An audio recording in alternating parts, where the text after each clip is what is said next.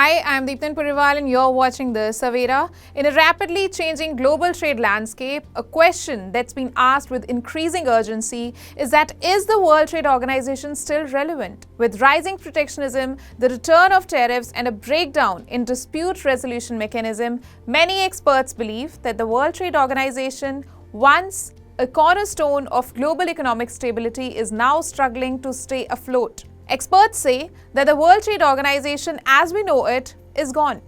It is irrelevant and has been sidelined. The organization has failed on all three of its core mandates, that is, negotiating trade rules, settling disputes, and monitoring global trade practices. Well, experts also say that the decline did not begin with Trump's presidency. It started much earlier during the failed Doha round of 2001, when the organization took on an overly ambitious agenda without consensus.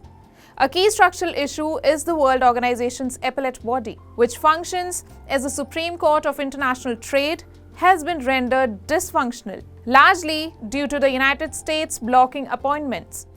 And while the organization continues to monitor trade, it struggles with a lack of transparency from several member countries, especially the major ones. Now coming to tariffs, remember the reciprocal tariffs of the Trump era. They've been compared to the infamous Smoot-Hawley tariffs of the 1930s, which many say worsened the Great Depression. The difference? Back then there was no World Trade Organization, and today we have one, but it lacks the authority to prevent a similar slight. So how can the World Trade Organization stop a global trade crisis if one erupts?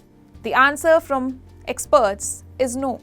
There's simply not enough trust or cooperation among members, and the principle of decision-making by consensus has become a bottleneck. Ironically, the two countries that oppose shifting to a voting system for decision-making, India and the United States. Another principle that's being eroded is Most Favored Nation status, or MFN, the very bedrock of multilateral trade. Countries have increasingly turned to bilateral free trade agreements, bypassing World Trade Organization rules. The US feels that Most Favored Nation no longer serves its interest and has begun distancing itself from it, first under Trump and later continuing under Biden. What about India's role? Well, while the major powers shoulder most of the blame for the World Trade Organization's collapse, India too has sometimes objected to reforms it should have supported. Agriculture remains a sensitive issue. India has pushed back against subsidy caps, arguing that it cannot compete with the heavy subsidization seen in the US and EU.